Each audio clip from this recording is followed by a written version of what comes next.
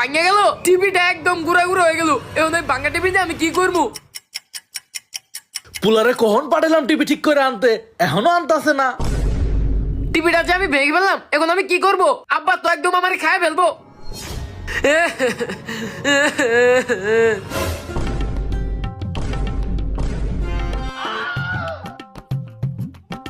বিপ্লব, এ কি করলি তুই? তোর ভাবি তো তোকে আজকে দিবে। আমার মনে হয় তোকে বাড়ি থেকেই বের করে দিবে। আমি এমনি ভয় আছি, তোমরা আরো ভয় দিয়ে আইতেছ।